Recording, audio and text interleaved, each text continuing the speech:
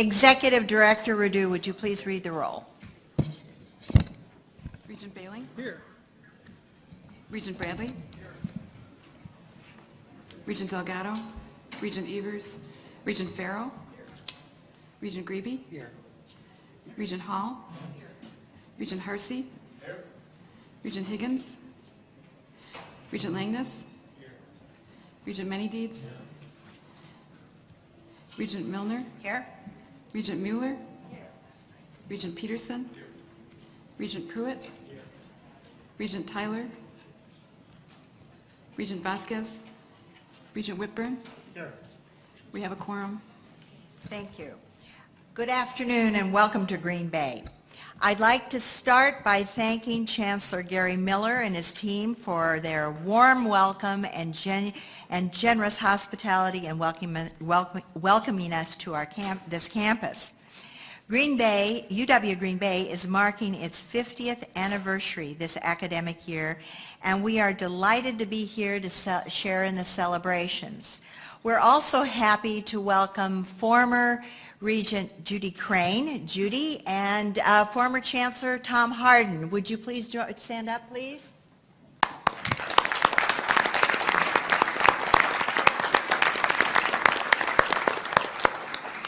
And with regard to our visit here, please, I'd like to have Ron Pfeiffer please give us an announcement about our event tonight.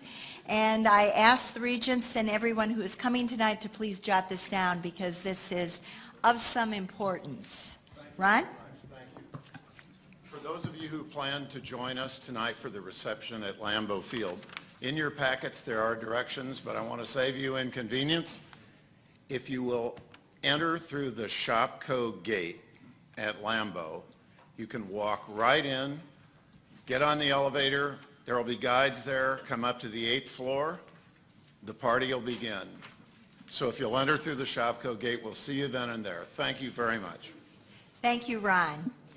And we're always delighted when we welcome legislators here. And I'd like to welcome and recognize Rob Coles. Rob?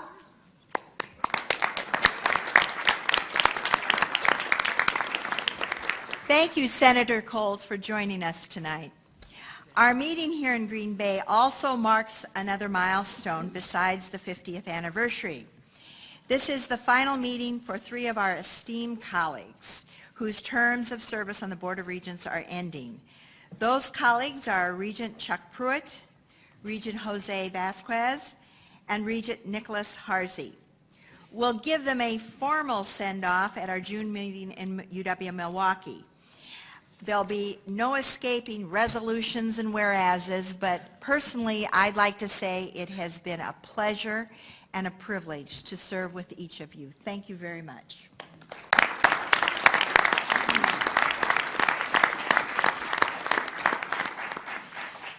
As a part of this annual changing of the guard, joining us in the gallery at various points during the next couple of days are our 3 new appointees to the Board of Regents. Tracy Klein, who will be joining us tomorrow, Brian Stile, and Lisa Erickson. I'm pleased to share the news that the legislature has recently voted to confirm their appointments, and they'll officially begin their term and take their places at our June meeting in Milwaukee, where we'll have an opportunity to further introduce them. Our agenda for this meeting is brief, but it is significant. Following a presentation by our host, Chancellor Miller, we will turn our attention to student health, well-being, and safety. As stewards of the UW system, it is one of our key responsibilities as Regents to be aware of and safeguard the campus climate where our students live and learn to ensure that it nurtures their success. This morning we have representatives from UW River Falls and UW Stout to lead that presentation. I also want to remind Regents that instead of holding our closed session today, we've scheduled it tomorrow to allow a joint meeting of the Audit Committee and Business and Finance Committee later this afternoon. Our closed session will be held tomorrow morning at the MAC right after our breakfast, with UW Green Bay our breakfast with UW Green Bay students, and also will be at the MAC. And I really encourage you to join the students for breakfast tomorrow. We had such pleasure talking to the students today at lunch. Before we all get started, I believe President Cross has several introductions. President Cross? Thank you, President Milner, and good afternoon. It is my pleasure to introduce James Henderson, our new Vice President for Academic and Student Affairs. Jim, would you stand yet again? Okay. Jim officially started in mid-March. He formerly served as Provost and Vice President for Academic Affairs at University of Louisiana at Lafayette. In that position, he helped to develop some five-year strategic plans for the university, chaired the University Council, coordinated consortial degree and transfer agreements, and chaired a task force responsible for Title IX compliance. Jim previously served as Dean of the College of Natural and Social Sciences at California State University in Los Angeles, and Vice Chancellor for Student Success and Enrollment at the University of Colorado at Colorado Springs. He earned a PhD and MA in mathematics at UW-Madison, and he holds a master's degree and undergraduate degree in mathematics from the University of Texas at Austin. Jim now serves as the Chief Academic Officer for the UW system. His areas of responsibility will include academic program array, diversity and inclusion, data, planning, policy analysis, faculty and staff development, student affairs, developmental education, and instructional technology. Oh, we've missed a point here. He will do anything else I ask him to do. He will also provide leadership in strategic planning and predictive analytics focused on talent development to support the current and future economic development needs of the state and the nation. Welcome aboard, Jim. We're glad to have you here.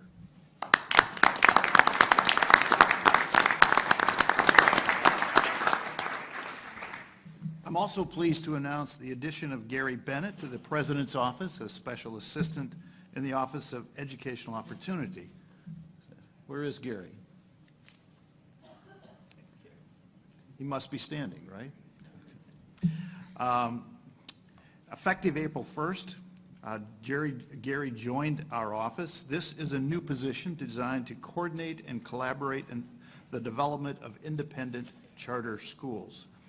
With a unique background as a public educator and attorney, there's Gary.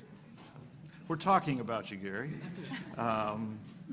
With a unique background as a public educator and attorney, and most recently in the Capitol working for 2 state senators, Gary will be an excellent fit to grow this position and to lead our efforts to coordinate and collaborate, working with school districts around Milwaukee and Madison in particular with respect to charter schools. So please join me in welcoming Gary to the UW system. Welcome, Gary.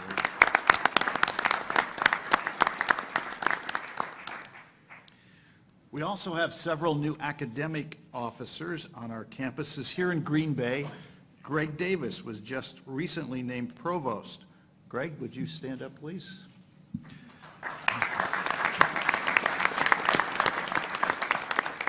Greg is a 1981 graduate of UW Green Bay, spent 27 years on the Natural and Applied Sciences faculty. He previously served as an associate professor for academic affairs and Director of Graduate Studies. He's been serving as UWGB's interim provost since May. So congratulations, Greg, excuse me.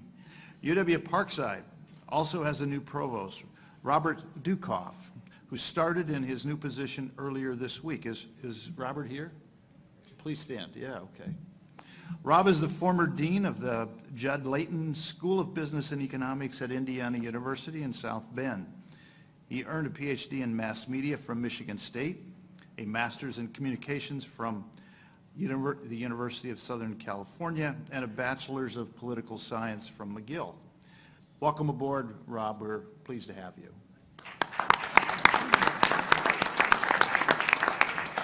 Thank you, President Milner. Thank you, and I'd like to join President Cross in welcoming these our new colleagues.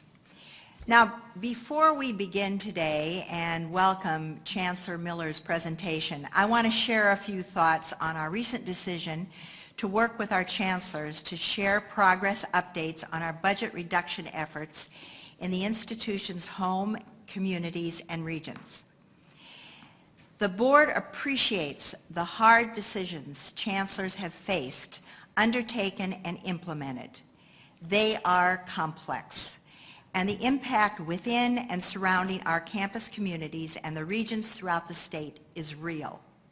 That's why we are encouraging our chancellors to share updates and their stories of impact with the public where they are.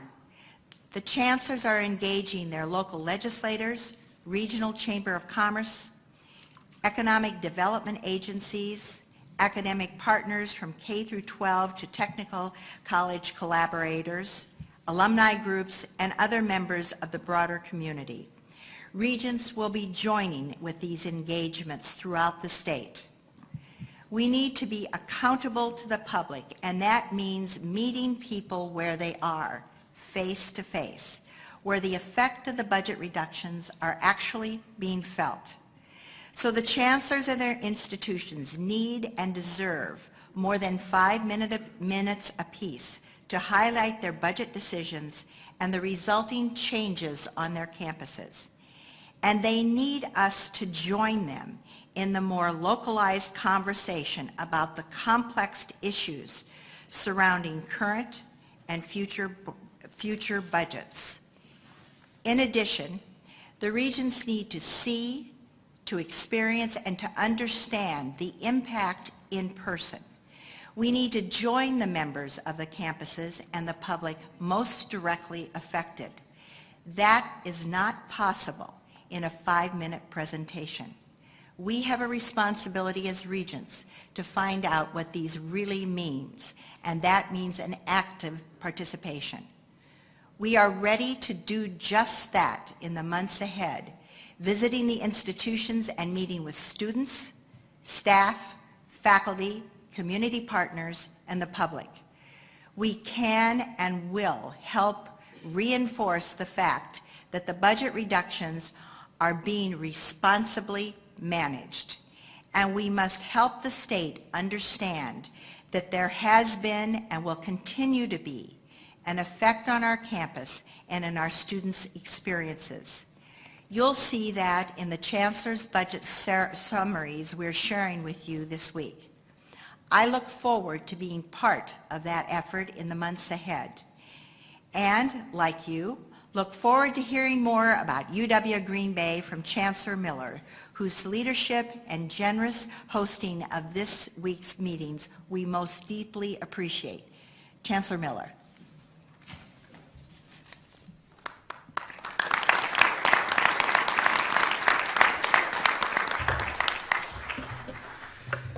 Thank you, Regent President Milner. It's a great honor to welcome you and the rest of the board to University of Wisconsin-Green Bay.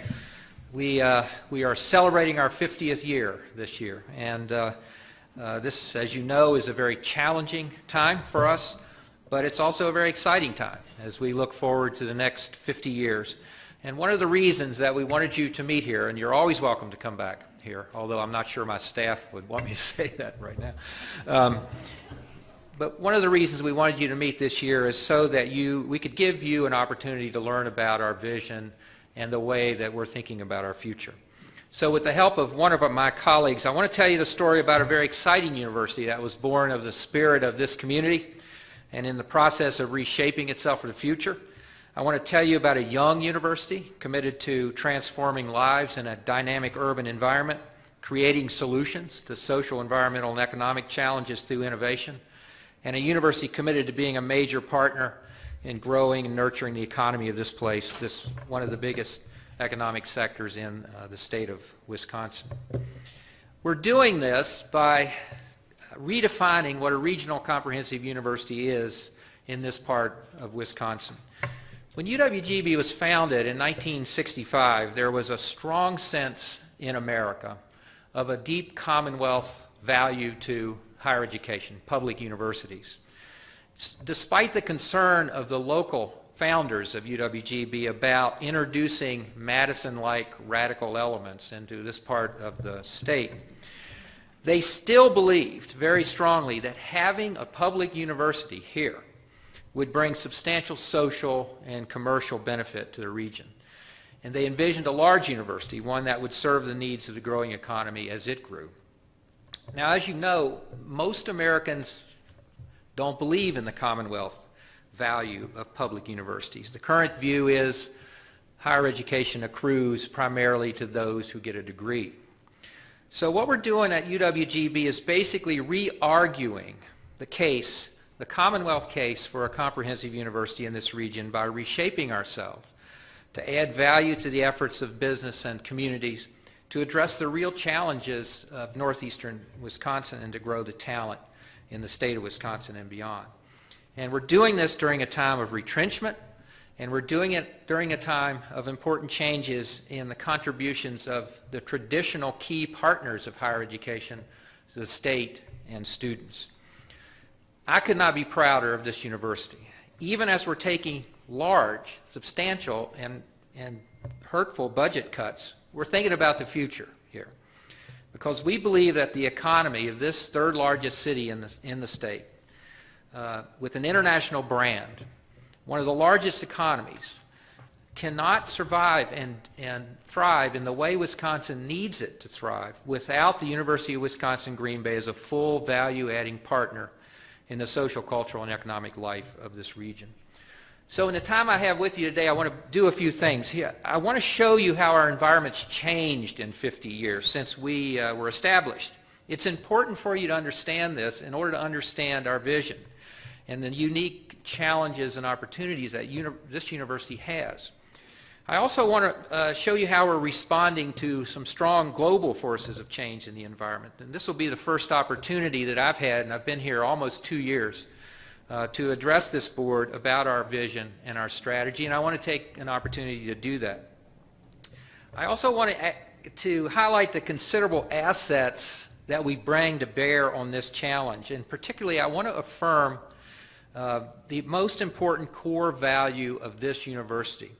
That is our commitment to interdisciplinarity as an educational paradigm. And I want to emphasize that this core value is a key element to our new conception of the role of comprehensive universities in this region, in this changing urban environment, because we believe that this approach is particularly powerful in preparing students for the modern workforce.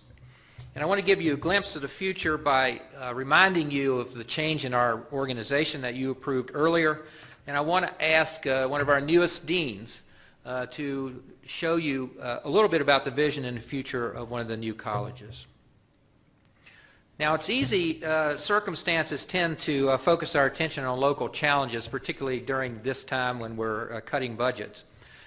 But all of us in higher education, everywhere in the country, beyond, are buffeted by global forces of change. These have both direct and indirect effects on us and on our environment. For UWGB, these forces have and continue to dramatically shape our environment even more strongly than in other places, primarily because we're in a growing metropolitan area that's becoming increasingly internationalized and is faced with the many challenges of modern urbanization. Indeed, we've come to think of this as the urban challenge, and it's the focus of our strategy and our view of the future. If you just think about some of these for a minute, we're beginning to see in Green Bay all of the dynamics of the global urban inversion, the complicated dynamics of the collision of gentrification in the inner city and poverty there, and the transformation of surrounding suburbs that you see in urban environments. We're looking at demographic shifts here, not just in the number of college-age kids graduating from high school, but big shifts in racial and economic diversity in this region. Technology is very important for us in this metropolitan area. We have to be able to reach different kinds of markets. We're going to have to do that through technology. But we also have to be prepared to meet the emerging technology needs of some of the biggest sectors in the economy, particularly healthcare and manufacturing. Traditional views of career don't serve our students well.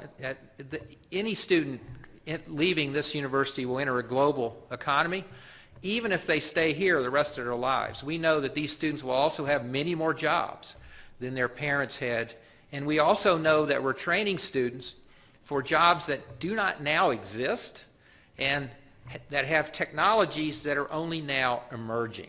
And by the way, this is one of the reasons higher education in America costs so much, because we have to be ready to accommodate those changes that we can't yet predict.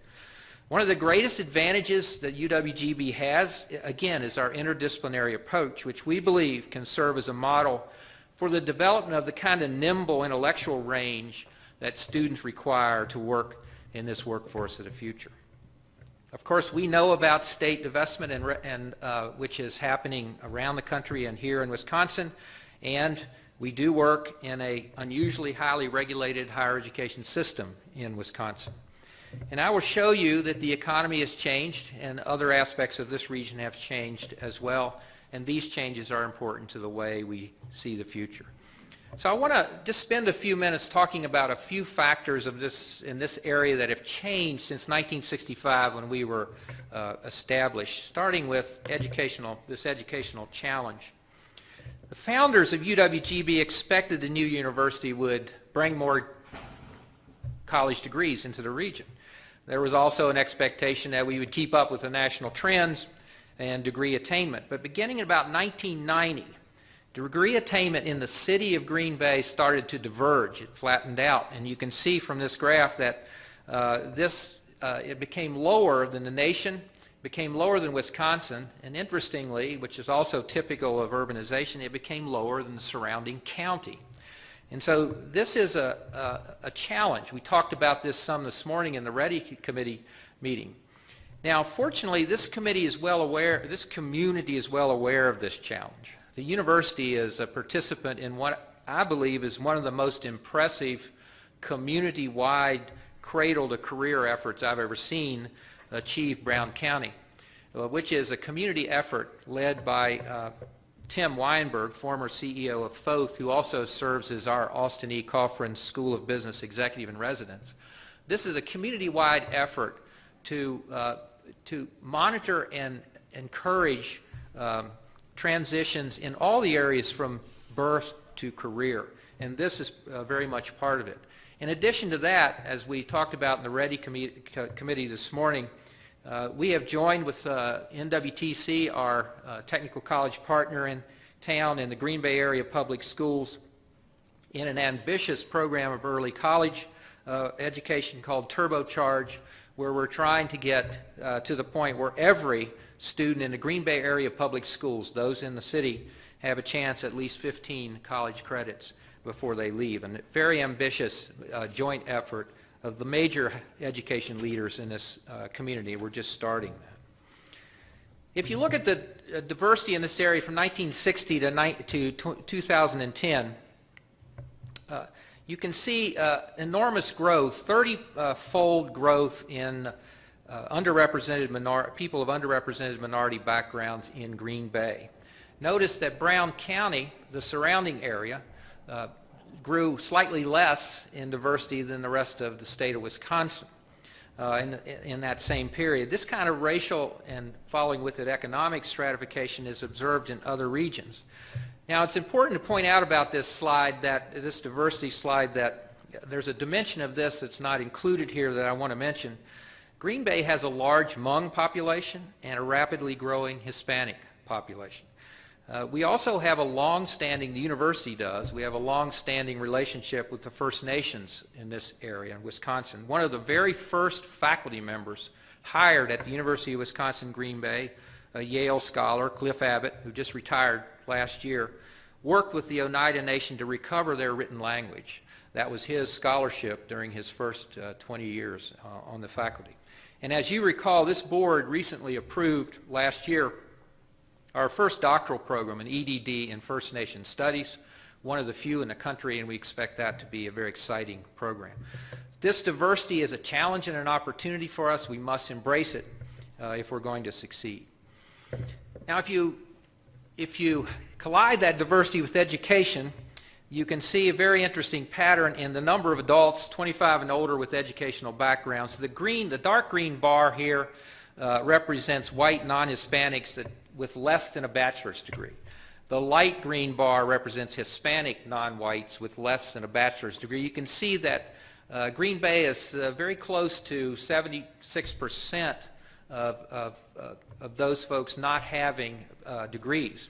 And actually, our belief is that if you look at the trends on this, this is trending toward the urban core to our south, Milwaukee.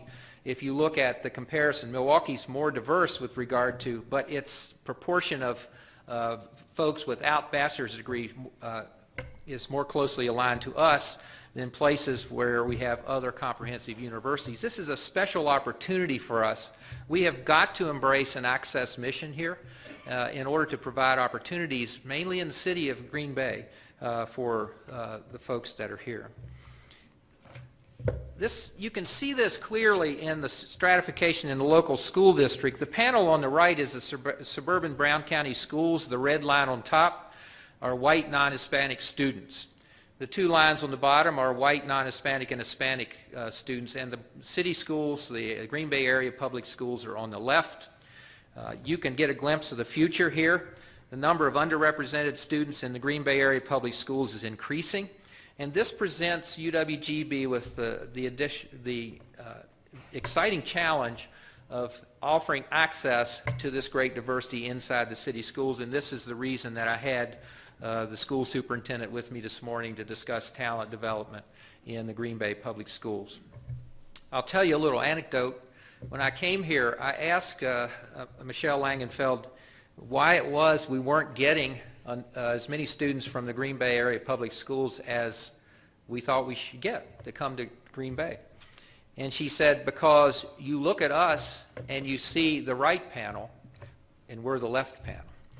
And we have to see our public schools and this opportunity in a different way. And I think it'll be an exciting opportunity for us. The economy since 1965 has changed fairly dramatically. You'll see the big red part, that's agriculture, construction, and manufacturing. That's been reduced over the years primarily because of the change in agriculture. We still have a very vibrant manufacturing sector here, and it's becoming more and more automated, which is an opportunity and a challenge for us.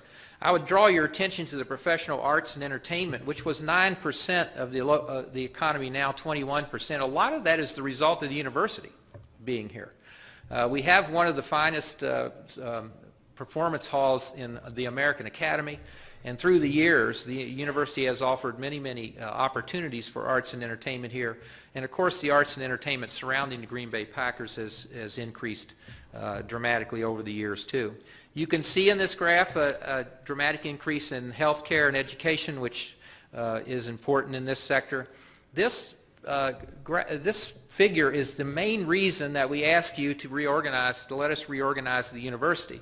We wanted to match our academic programs, align them better with the economy, with these economic sectors, because that's the only way we can get the right kind of leadership into the business sector to understand the shape and number and size of our various academic programs. And so now, beginning July 1st, we will be organized in 4 colleges that match this economy on this side. So our response to these new realities, these things that have changed since 1965, is to recognize this urban challenge and to reorganize and reimagine our obligations to this community. We can no longer afford to just teach students how to solve problems, which we're really good at here in our interdisciplinary program. As an institution, we must accept ownership for some of these regional challenges and accept our part in the collective responsibility to solve them. We can no longer suggest how to expand social and commercial opportunity. We must be a key partner, a value-added partner in doing that. And one of the conversations we have now is how to do that with the Green Bay Packers, who through their title town are very actively trying to expand social and commercial opportunities. So the imperatives of this necessarily will require us to extend beyond our traditional academic mission. So we need to change. We've been a great university for 50 years. For most of the time this university was here, it's growing in enrollment. It has been, as I'll show you in a minute, it offers this community enormous assets. But what we need to do is be a university in the future that transforms, that innovates, that becomes a partner that is accountable along with the rest of the community and it leads. Unfortunately, we got to go through this first. This bottleneck, which we're in right now, which you see right here, this is my evolutionary biology coming through. We are transforming the university, but we've had to reduce it. We have lost key partners in the state and students. We need to rehabilitate those relationships. I think that's what we're about now with these constructive discussions that we're having with the legislature and others and our business leaders in the community.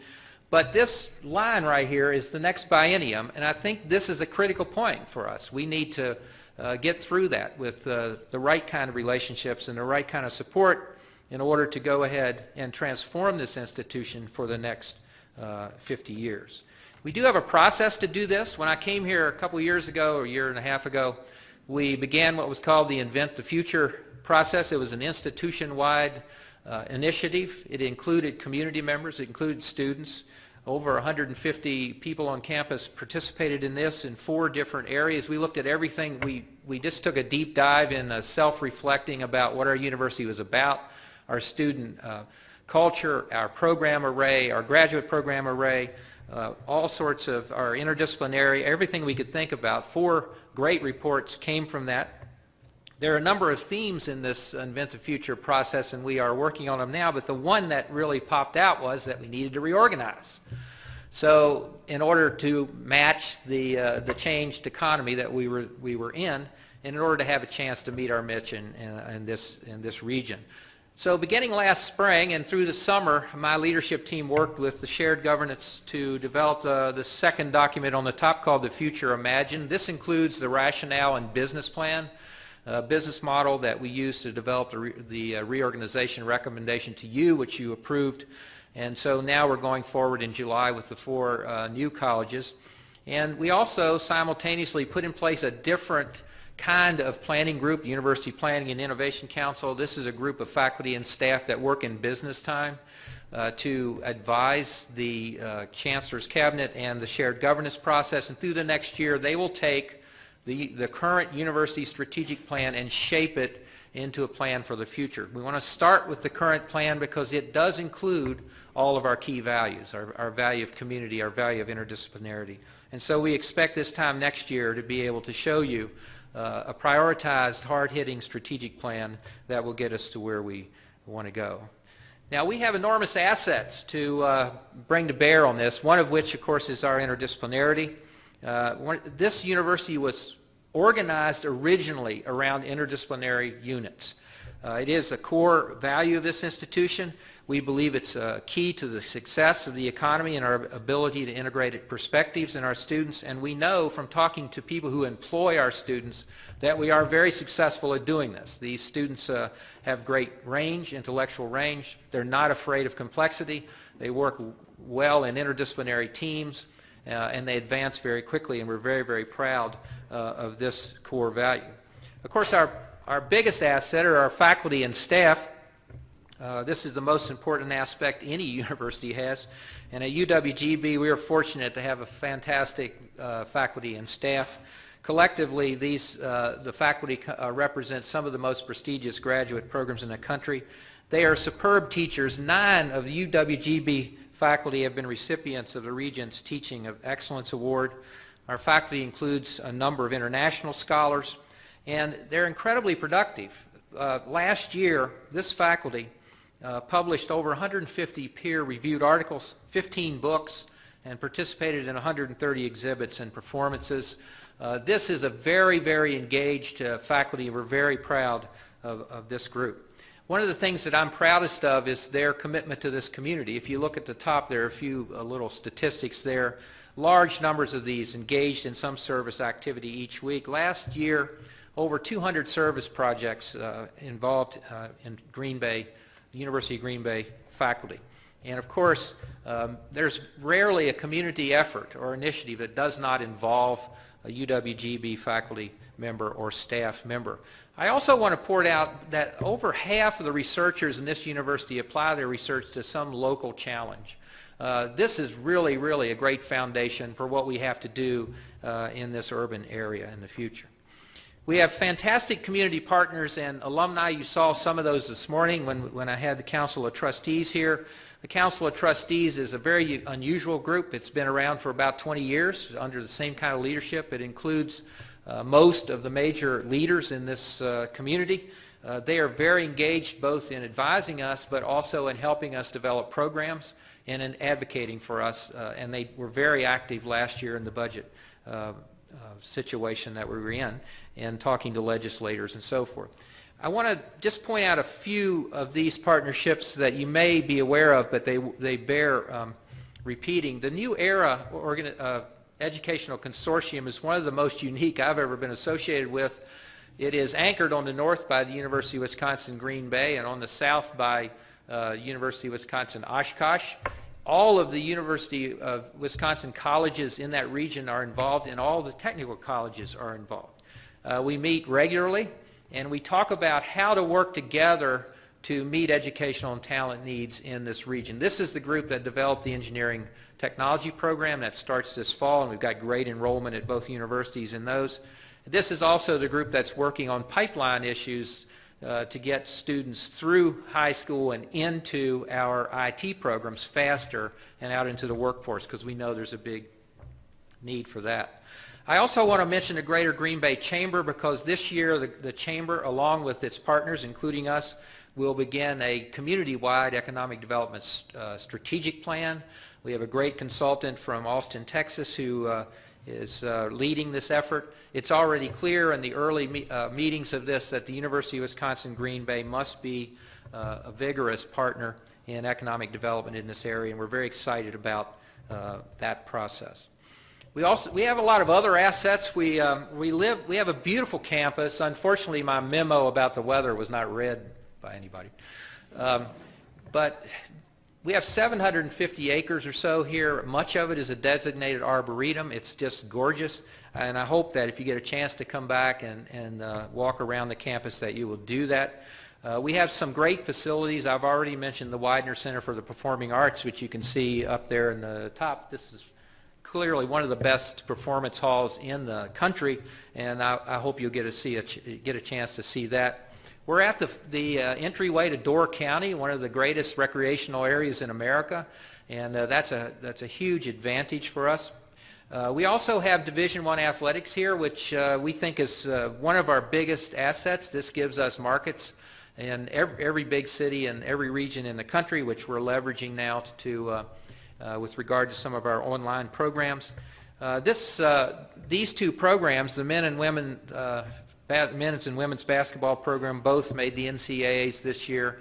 The web hits at the university webpage went up 220% during that period of time they were in that tournament compared to the same time last year. So we are very excited about this. We will have these young men and women at Lambeau Field this evening with their coaches if you want to meet them. They're also fantastic students, and we're very proud of them, and hope that you'll get to meet some of them. But of course, what we're really proud of are our students. And I want to say that Greg Davis gave a presentation, our provost gave a presentation to the Education Committee earlier. Greg is a first-generation student. I'm going to ask John Caters, who's the new Dean of the College of Science and Technology, to come up here, also from Green Bay, also a first-generation student. Well over half, close to 62% of our students come here with no traditions in higher education. They do very well here. They excel. In fact, it's sometimes breathtaking the amount that they accomplish. And I would just offer to you, as the provost did, that our Academic Excellence Symposium is going on right now in the building, and if you get a chance to walk out this hall or down the stairs to see the posters that these students produced, I would encourage you to do that. They would appreciate it. It's fantastic work. Many of them will be up at the posters in the Rotunda event next week. We're very, very proud of these students. But what we're really proud of about this university is the way we take these dreams and make them into reality. And I want to show you a little video here that talks about the dreams of 3 students and compares them to the successes of 3 of our distinguished alumni. And just to show you the flavor of the kind of dream making that we have going on at the University of Wisconsin-Green Bay. So let's play that video. At UW Green Bay, students with dreams to be successful in their community are transformed into alumni who have achieved their dreams and become leaders in their fields. Students and alumni like these. Hi, my name is Pam Parrish, and I'm majoring in political science, public administration, and environmental policy and planning. I definitely want to make an impact on the community that I'm in. I really think it's important to serve the community that has helped me grow, and I really want to help others do the same. My name is Andy Rosendahl. I am the Chief of Staff for the City of Green Bay. I think it's safe to say I wouldn't be here today if it wasn't for the education and the connections I made at UW Green Bay. On a daily basis, we get to see the decisions that we make get put into action. We know when we take on projects, we can never go at it alone. And it's nice and it's reassuring to know that we have the expertise of the students and faculty at UW Green Bay there to support us. My name is Nongli Moa, and I'm a human bio major with an emphasis in health science. There's a lot in the Hmong culture that makes them skeptical about accepting and welcoming Western medicine. I want to help make the Hmong community be more comfortable and more accepting of Western medicine. My name is Tina Sauerhammer, and I am a pediatric and adult reconstructive surgeon at Prevea Health. I've always wanted to be a physician as long as I can remember, and being a student at UW Green Bay, being able to really excel at the undergraduate level allowed me to pursue those dreams. I really felt that coming back to Wisconsin, to Green Bay, and providing a service that has never been fulfilled before was really important to me to make a difference in my community. My name is Howard Scott, and my area of study is business administration with an emphasis in marketing. In the future, I would love to become either an entrepreneur or a CEO of a big company one day, and I will represent this university. It doesn't matter where I am in the world. Hopefully one day I can come back and I can be a success story and be the future generation of UWGB alumni. Hi, I'm Craig Dickman. I'm the CEO and Chief Innovation Officer of Breakthrough Fuel. Well, it's interesting when I think back and reflect on my time at UW Green Bay. When I started there as a student, I always kind of harbored the idea of starting my own business. So I was somebody who grew up in Green Bay, Wisconsin, went to high school here, then went to college here. And yet when I was at the university, in many ways, I experienced a large international student population for the first time. And now when I think about the company that I started, Breakthrough Fuel, being in 48 countries around the world, you know, some of the seeds of that I can trace all the way back to my days at the University of Wisconsin-Green Bay.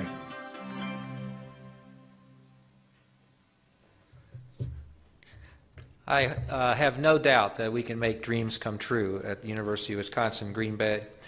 I now want to introduce, tomorrow we're going to announce that Dr. John Caters will become the inaugural Dean of the College of Science and Technology.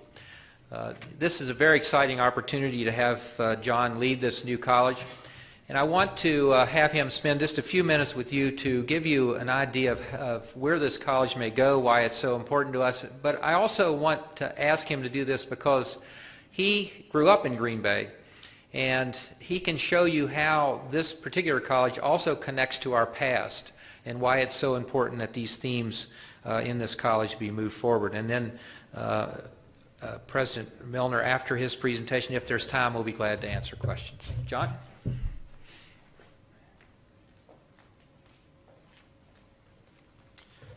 Thanks, Chancellor Miller. It's really my great honor to be here today in front of you. As Chancellor Miller said, I did grow up in Green Bay, and I think this means more to me to be involved in this university as we look towards the next 50 years. So what I want to do briefly today is talk about the past, the present, and the future. I'm going to spend more time on the future because as an engineer, it's much more fun to think about building things and where we're headed as opposed to where we are today. So as I think about the future, I'm going to start back at 1919. And that predates the university by quite a bit, but I think it's a very important year. And the reason it's an important year is because there were three very instrumental companies that were established in Green Bay in 1919. So if I look at the first one, everybody knows the Green Bay Packers. That's that brand, that's that national reputation that we have. The other two may be slightly less familiar. It's Fort Howard Paper, which was originally located on the west side of Green Bay. And the third one is Paper Converting Machine Company. And I would say without these three companies, which were established at that point in time, that this university would be a much different place. And I think going forward, what we need to do is find other people within this community that can serve the same role as these guys have in terms of helping us establish this institution and make this a great place to be. So thinking about it from a science and technology standpoint, if we go back to City Stadium, the upper left corner here. Probably not a lot of technology at City Stadium. As I look at Lambeau Field today, just an incredible amount of technology.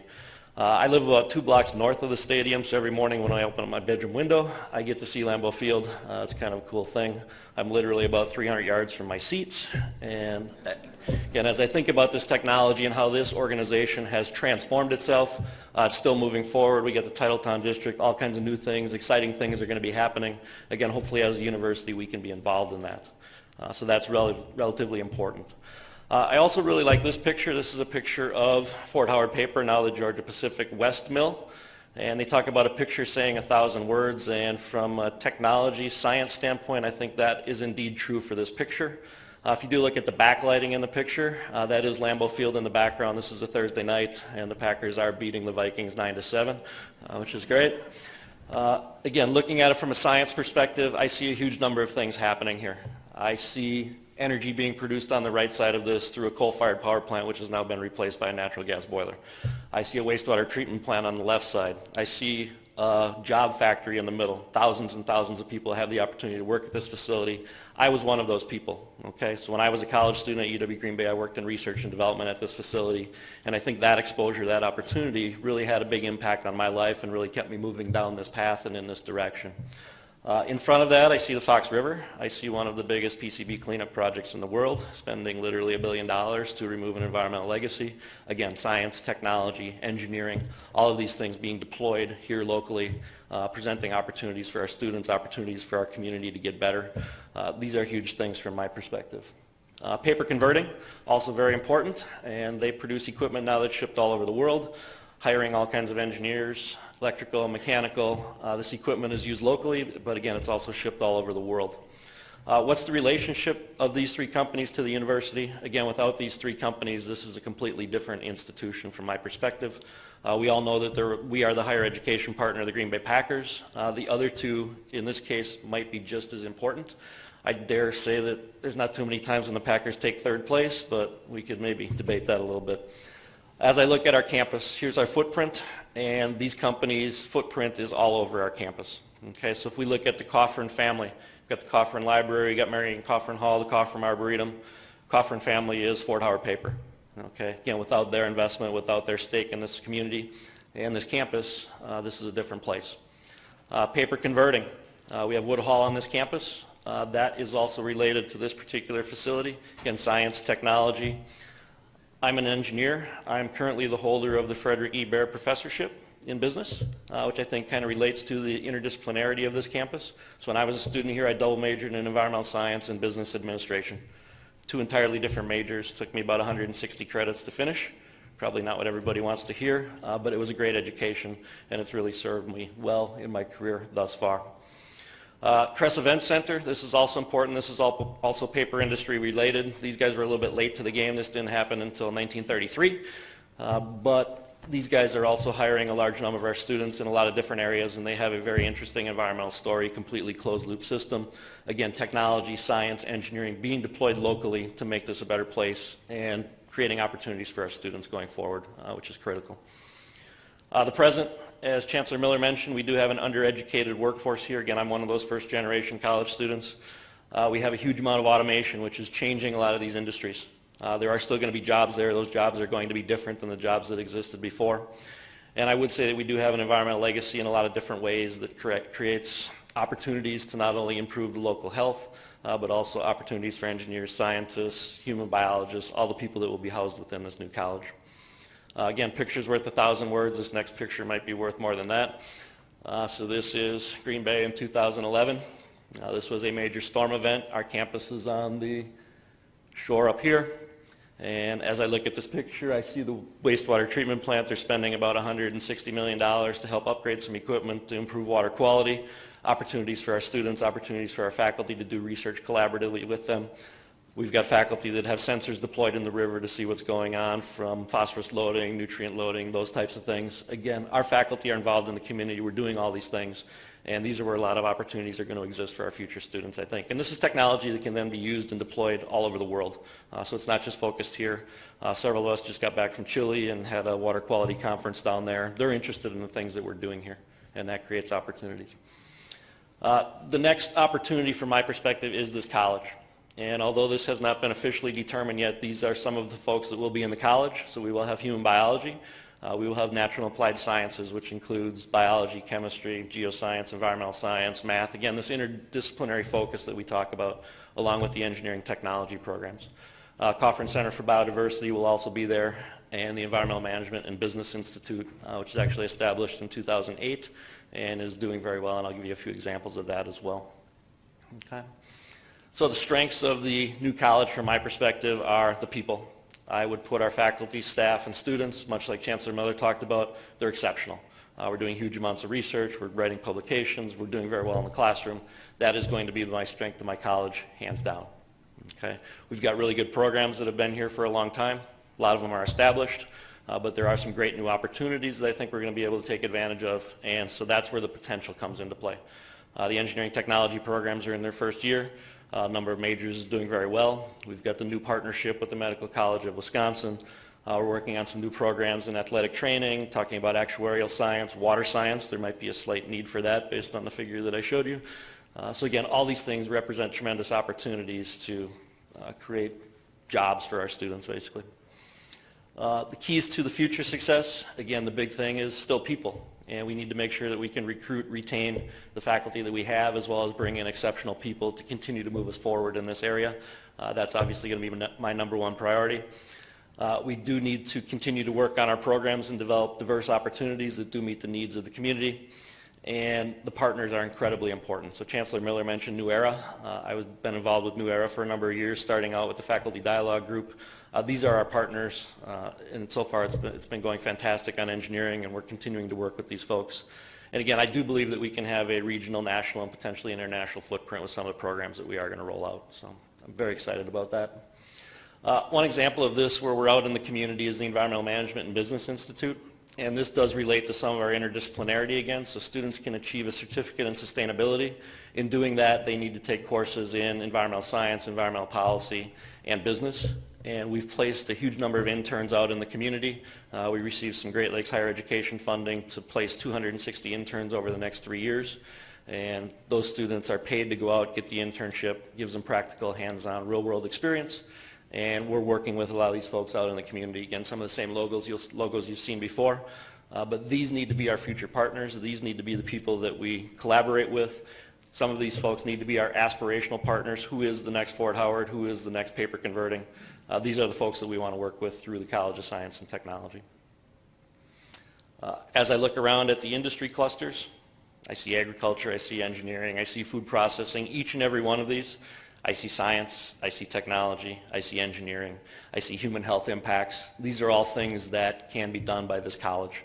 And again, I think we're all very excited about this opportunity to move forward and work with these sorts of partners. The role, again, scientists and engineers solve problems. And there's no shortage of problems these days. And so again, I think the university should be the place where people go to if they have a problem with science, technology, and engineering. I want to be the first person that they think about when they have a problem. Call the university. We've got an incredible amount of talent here. Let's deploy that talent. Let's get students involved in that process and help make things better. Again, if we do that, these are going to lead to better life quality issues. We're going to create jobs. We're going to create new businesses, new industries. This is going to be great. So I would say that Wisconsin, and Northeast Wisconsin in particular, needs more scientists, needs more engineers, needs more people that are technologically savvy. As we look at the rate of change in this world, it's incredible, and we need to keep up, and this is one way to do it. So, again, future challenges and opportunities. At this point, we need to be more than the packers. We need to be more than the paper industry. Again, that's how this university gets started. But as we look to the next 50 years, there's way more going on here, and we need to take advantage of that. And I've got this quote up here from Stephanie, and she's the type of young professional person that we'd love to keep in our community and continue to build the community and make this a great, vibrant place to be. And again, I think the university needs to be at the center of that, and we're very excited about this opportunity. So, thank you.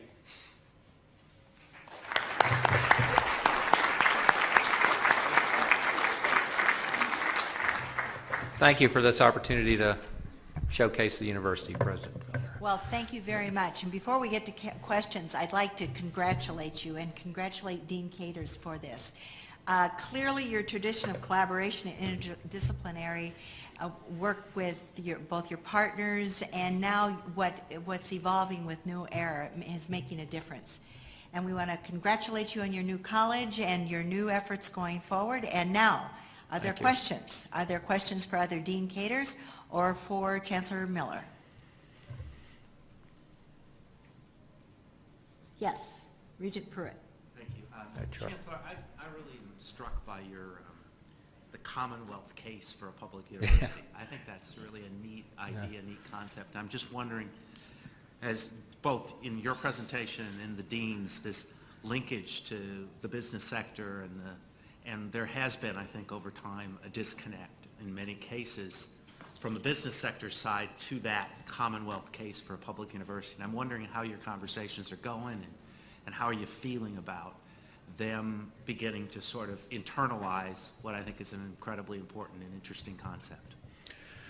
Yeah, thank you for that. I'm very encouraged. This community has not lost the intensity that it felt about this university from the beginning. It really wanted a university here. It fought hard to get it here. They haven't lost that. Right now, they do expect us, though, to tell them what that is. And you know, there's our discussion is about how we can be more of a partner in what they see are what we all see are big challenges here. One of the most common sentiment I got when I first came here was, "We just love you. Where have you been?" And so we think it's a mutual, it's a interaction on both sides. We have to be very clear about what we think we can do. We have to get support from you. We have to get support from others to say, yeah, we can help you. We can be a partner in meeting that challenge. You have to do this. We're going to have to do this. So it's not all about them understanding us. It's also us understanding ourselves and how we have to adjust to the new environment. I will say, if you start looking, just as on a historic note, if you start looking at polls about what people believed in universities over the years, Americans begin to lose this feeling about public universities about the same time you see states divesting. And it makes sense, because if the university is just, if the university degree, the value of the university is just the degree, it follows then that you should let that person, the degree holder, or potential degree holder, pay for it. And so you see that going down.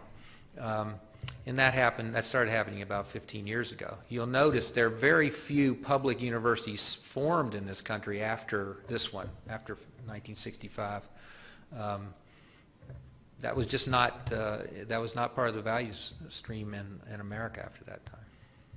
So we have to reinvent that here. Yes, Regent Peterson. Thank you. I'd like to build on Regent Pruitt's line of discussion. You know, this morning at the Ready Committee, we heard a very expansive discussion about how you've really mobilized your Council of Trustees to make that re-engagement with the business community. I think we all have a list of it. It's a highly impressive group of business individuals. Right. Previously, I was a liaison to the UWGB right at your inception as Chancellor, and as we talked with the business community, one of the things that they were fairly emphatic about is that the university needs to grow with the business community of Green Bay, Brown County, et cetera. We saw some of those ideas from the Dean, and they're exciting. What are some of the impediments, Chancellor, that you see that perhaps we as a board can break down so that you can indeed grow and elevate with the business community and the community development that takes place in and around Brown County? Some of these I'd prefer to talk to you offline about. But we've got to do a couple things internally. The interdisciplinary program we've got to operationalize. I think we can actually sell this as a huge asset to our educational experience, and we're starting to work on that.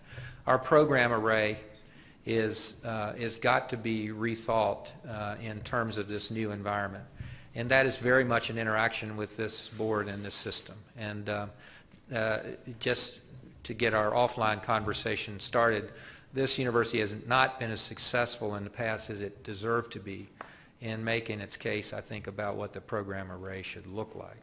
And you know, given this day and time where we're going to have to fund it ourselves because it's not coming, you know, I think that it's time to start thinking about asking questions like, how are you going to fund it, and how are you going to unwind it if it doesn't work, and maybe allowing there to be a little more competition then.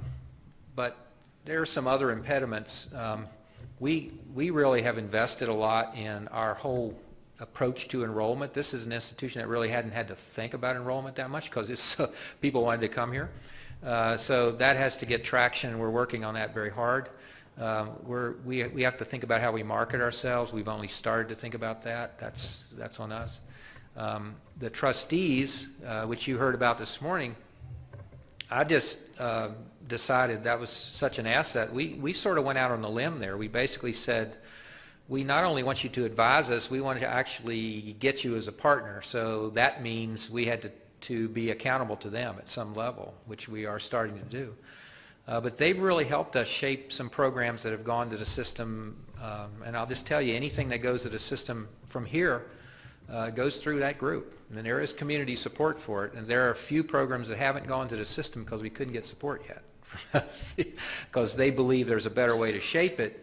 And I agree with them, and eventually we'll get around to getting it right. But we want to be successful, and they are incredibly valuable. That's how we're trying to reshape ourselves here. There's so much opportunity here that it's hard to imagine a Wisconsin without a vibrant Green Bay. And I think you can see this in what the Packers are doing. It's not that we have to attract and keep 19 to 27-year-olds in this region. And we can't educate ourselves out of this talent problem. We've actually got to be an attractor too. And so that's one of the reasons that we're in such deep discussions with them, because they virtually have the same challenge we do. Let's see if we can't be an attractor. There is no successful circumstance that I know of where UWGB doesn't grow in that. Regent Farrow?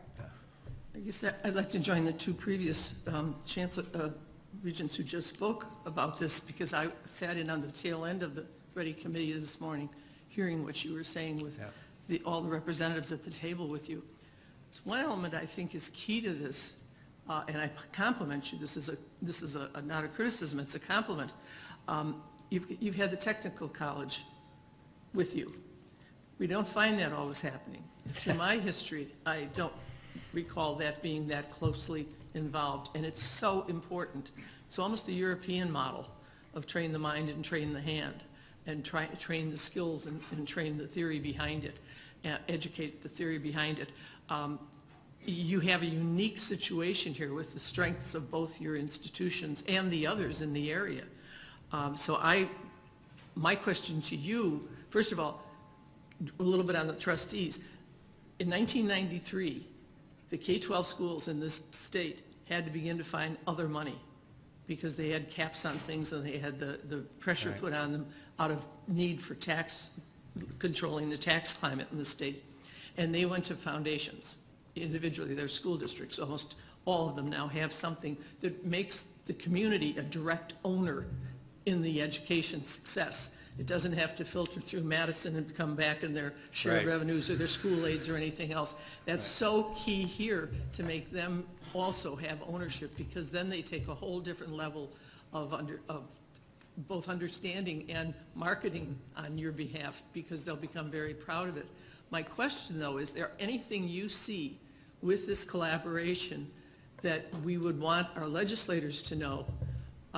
That are there obstacles that cause the technical schools and the university, beyond this or that attitude or something, to not work as well as you're really putting an effort to work together here, and others are beginning to also? Is there anything at all that comes to mind, or if you don't want to even scour your brain right now, my point is they should hear first. I mean, they should get that input. It's so important. Yeah, and we'll tell them. Just as I don't see a future here without UWGB growing, there is no future without us being virtually married to the technical college. Basically that has to happen. But I'll tell you, most of the impediments that I have seen with regard to that is a matter of will and determination on the part of the two of the institutions. I think if there are legislative challenges, they can probably be easily, more easily in some cases, overcome. But if we want to interact in a collective way with them, I think we can find a way to do that. Other questions? Yes. Regent Langness? About the turbocharge early college program, Right. and I was wondering when that started and how you see that program going forward. It's just starting. In fact, this morning when we presented this to the Ready Committee, our first step was to take this to our boards, just to alert them that we're doing it. So we'll be at the NWTC. They may have already done that. So we have our provost's office, the people in the superintendent's office, and people at NWTC. We have a working group working on that. NWTC hired a full-time employee to drive this process. So we do have administrative support for it. We don't yet have a timeline, but it's a very ambitious project. One of the reasons that we think it will succeed is that because it articulates so closely with the Achieve Brown County effort, which has made remarkable progress in exchanging data across these transitions where we get problems with the school district and the university and the healthcare system. I'm pretty amazed that we've now got partners in all of those areas freely sharing data about children from birth all the way up to where we can get them. It's a remarkable accomplishment. Now there's a long way to go, but that's why we think this will ultimately succeed, because it's just discussed all over the community. We have time for one more question. Does anyone have an extra question? Yes, President Cross. Chancellor Gary, could you perhaps weigh in on how you use the Council of Trustees on the accountability side? I think that's a really important aspect of what you're describing. They feel engaged and they are helping to hold you accountable. How do you do that? Well, you just have to trust them. I'll give you an example. We took our strategic enrollment package to them at the last meeting, and they really pushed back on a couple aspects of that they thought were missing. One of the most interesting ones they pushed back on was, we don't see you engaging your students in this strategy. And I have to admit, we thought of it sort of as an administrative level, but one of the people is a senior executive in a major global company said, you got to get, and then we get into a discussion about, okay, how do you do that? And we get their wisdom. So I guess the trick is to share with them the kind of stuff we look at in our administrative, so we give them a lot more than, and there's an assumption that we don't talk about it outside the room, but they could. We share with them the things that they want to see, stuff that we would share with our UPIC or shared governance group in more detail. And we just invite them to go right at it. Now, in the program evaluation, the way we do that is the programs come up from the faculty. But before we send the notice of intent forward, we ask them to sit with the PIAC committee. And it's usually about an hour and a half conversation, very engaging. So it's not a test or anything. It's just so the faculty members will give, and the dean will give a review of this program, what they want to do, and then they'll start making suggestions or shaping it a little bit. If you did it this way, it would be a bigger market, or maybe this will make it more distinctive, or this, and then we go back and rewrite it, and then they kind of ratify it for us. And that's important for you to know, because we just do that for everything we send up there now. I hope it has good results.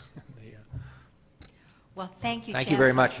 Well, and thank you, Chancellor Miller, and thank you, Dean Caters, for an engaging and impressive presentation. I speak on behalf of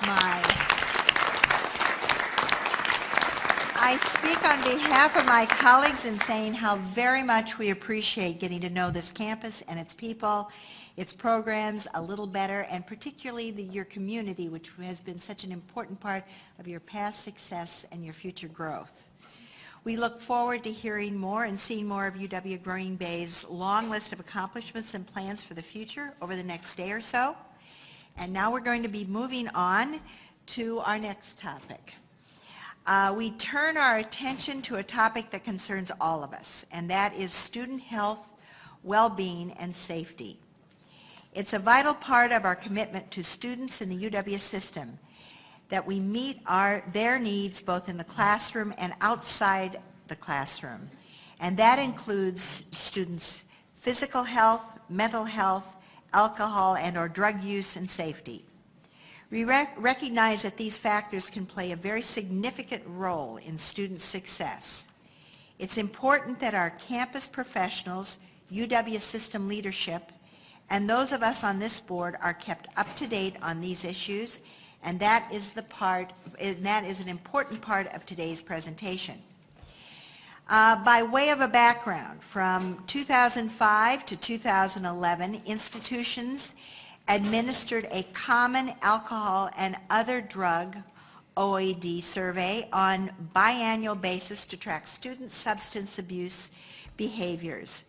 When that initiative ended due to budgetary and logistic issues, there were calls from constituent groups across the system to begin tracking trends in other important areas that impact student success. The National College Health Assessment was chosen as the tool to accomplish this goal. It is a comprehensive national survey that assesses several critical areas of student health, safety, and well-being. With funding from the UW system and assistance from UW Stout's Applied Research Center, the first system-wide administration of National College Health Assessment took place in the spring of 2015. It has been recommended that this tool be administered system-wide every 3 years in order to establish a trend data that can assist campuses in ongoing planning and evaluation of health-related initiatives. Today's presentation will include some highlights from the inaugural survey from last spring, with a few additions from related assessment efforts across the UW system. Each institution received a full report of its individual campus data, a copy of its raw data file to allow for further analysis, and copies of both UW system and national benchmark reports. Please join us up at the table. To lead us in today's discussion, we welcome Alice Riley Michaelbust, Director of Student Health and Counseling Service at UW River Falls, John Archer, Interim Dean of Students at UW, and John Archer, Interim Dean, Associate Dean of Students at UW Stout. Yes. All right. Well, we really appreciate this opportunity. This has been an effort that's been several years in the making, and as Regina said, this is the first time that the UW system has administered a system-wide survey to really track health, mental health, and safety trends. By way of thanks, we appreciate the Board of Regents for supporting past committee reports that have led to these evaluation efforts, and to UW system for providing funding to the Applied Research Center at UW Stout, as she mentioned as well. So the NCHA is a comprehensive health and health behavior survey. The 2015 administration at UW campuses was to over 8,000 students, a representative group of 8,000 students. The national trend comparisons that we'll be making are from the National Reference Group, which was over 90,000 students at over 100 campuses around the country. As you see on the screen here, these are the areas that are covered, and really we're only sharing a snapshot of a lot of data today, because this is a very comprehensive and long survey for students to take. There are important findings in each of these areas, so we've tried to highlight those that impact the experiences and the success of our students the most.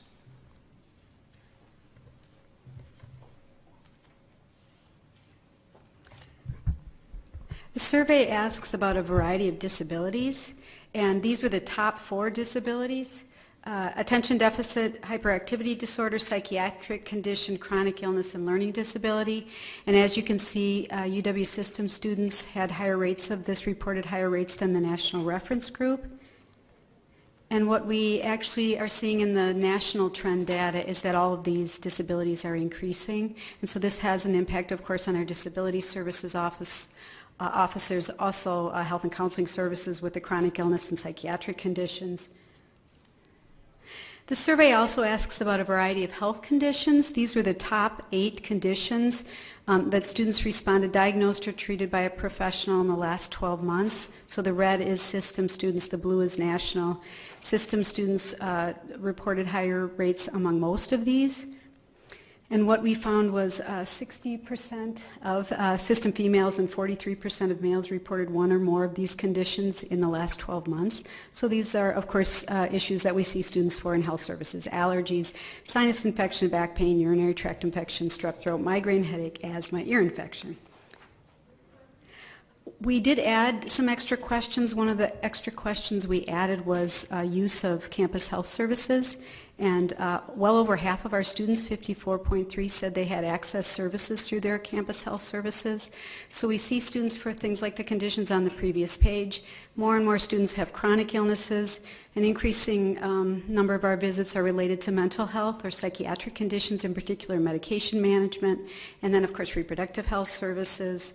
Public health functions like communicable disease surveillance and management, advocacy for campus policies like tobacco-free policies, and then advocating for students to have access to affordable and adequate health insurance. And one of the things we found was that more UW system students report having no health insurance as compared to students nationally, 3.6 as compared to 3.2. That does not address the issue of underinsured. So what we're seeing, it's not unusual for a student to have a $2,000 or $3,000 deductible for their health insurance, so they would have to pay all those costs before their health insurance would cover anything. Also higher and higher co-insurances, 10, 20, 30, 40% that students have to pay of their health insurance, higher co-pays. So having access to some basic health services and mental health services through our campuses is critical. So the survey also asks some questions about sexual violence. Were sexually touched without consent, sexually penetrated without consent, victim of stalking. The red is males, orange is females, green is students with disabilities and LGBTQ. So these rates tend to be higher among females, but what we found with our additional analysis is that these were also disproportionately higher among our students with disabilities and our LGBTQ students. And what we see with sexual assault, this is a nationwide trend, is that perpetrators are overwhelmingly males, often male students who are an acquaintance or a friend. Sexual assault is very underreported, and alcohol is often involved. And this is nationally. This isn't just among our system campuses. And so it's really difficult to address the issue of sexual violence without also addressing the issue of alcohol. One other thing that we found in the survey is that, so the VAWA, the federal legislation, requires that we provide sexual assault information to all new students, and 70% of system students versus 77% of students nationally said they had received that information. But the UW System Sexual Assault Task Force is working on that among many other efforts related to sexual assault. So relationship violence. Within the last 12 months, have you been in an intimate relationship that was physically abusive or emotionally abusive? Again, higher among females, and what we found in our analysis that students with disabilities and LGBTQ students reported higher rates of this as well. And note the emotionally abusive relationship. There's a significant proportion of our students who report that. And violence within the last 12 months, were you verbally threatened, in a physical fight, physically assaulted? This tended to be higher among males as compared to females, particularly verbally threatened in a physical fight. But again, in our analysis found that students with disabilities and LGBTQ students had higher reports of these. And again, look at the significant amount of our students who are who said they've been verbally threatened in the last 12 months. Safety. This was pretty good news. The survey asked about Whether students felt very safe, and the first is on campus during the day, and this is at night. In general, male students, first of all, system students reported that they felt safer than students nationally, so that was good news. Male students tend to feel safer than female students, particularly at night. But of concern, of course, is that students in racial and ethnic minorities and our transgendered students felt less safe. So my background and training is mental health. I'm a psychologist and directed Stouts Counseling Center for 13 years. And after the school shootings at Virginia Tech in Northern Illinois, increased attention has been paid to mental health around the country, especially amongst college students. There was an ad hoc committee that presented to the Board of Regents in 2009 that led to 2 evaluation efforts that are ongoing. One is what you're seeing here, a population assessment of mental health needs, and then there's another one that's the counseling impact of the services that we provide around the country, or around the system. What this slide depicts is results from the UW system participation in the Healthy Minds study in 2012. And what I would draw your attention to on this slide is to the right side of the screen, where you see that nearly 1/3 of our students screened positive for a mental health concern. So this survey actually gave mental health screening instruments in all the areas you see on the left. And the number of students that screened positive, that means they had a clinically significant level of symptoms at the point of the survey, was nearly 1/3. Also, though, there's some good news, and that's the 40% that you see that are coded under flourishing. Flourishing was another measure that was given, which really is a measurement of positive mental health, or the degree to which somebody is exhibiting above average mental health or resilience. And so we also see that a large percentage of our students are doing quite well. So among mental health conditions, depression is one of the top 2 faced by adults in general, but also our college students. So on the left panel here, you see the percentage of students who said they felt so depressed that it was difficult to function, at least once in the last 12 months. What you note here is that you see higher percentages for again, certain groups, females, but also our ethnic minority, disability, and lesbian, gay, bisexual, and questioning identified students. Those students experience more depression. An interesting thing on the right panel is that you see, this is students who report that they've been diagnosed or treated for depression in the last 12 months. And you see a dip here in the purple, which is our ethnic minority students. So it appears that while ethnic minority students experience greater experiences with depression, they're less likely to be diagnosed or treated, which means they are less likely to seek services.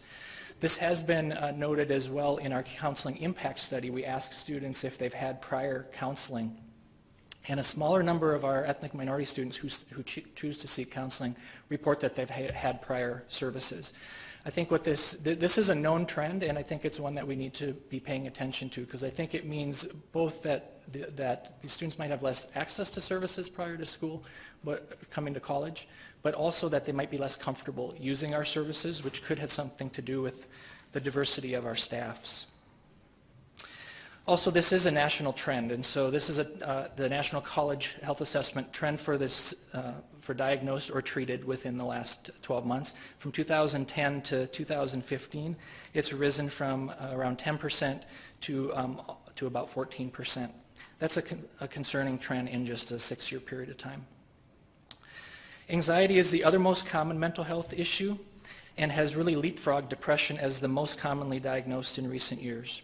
So you see on the left that half or more of our students report feeling overwhelming anxiety in a given year.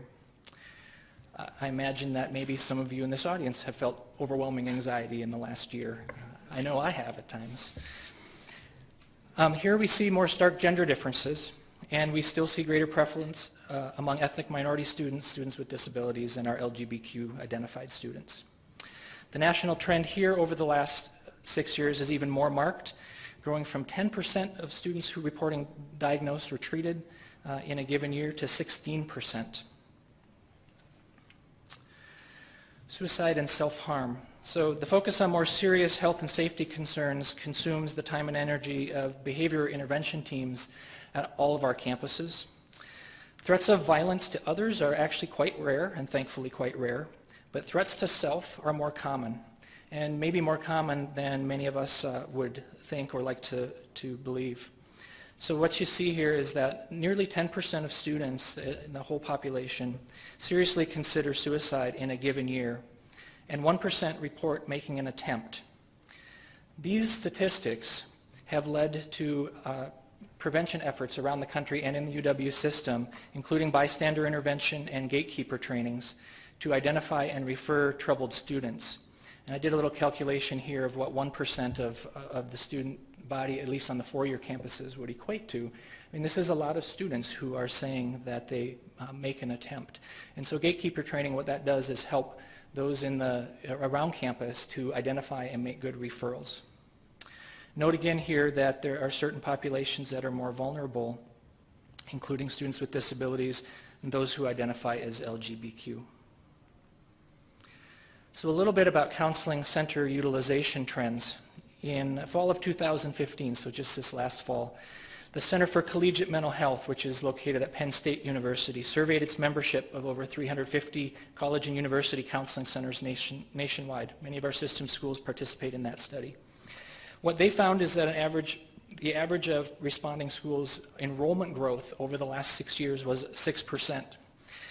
Yet they showed 30% growth in utilization of services. So what you're seeing here is actually a similar slide for the UW system schools. And I surveyed all the counseling center directors. Some couldn't provide data going back 6 years, so this isn't exact science. But I got some information from every four-year school. And what we see is that on average, we've grown about 3% in enrollment in the UW system across campuses. But utilization of counseling centers has grown 27%. So this is a growing concern.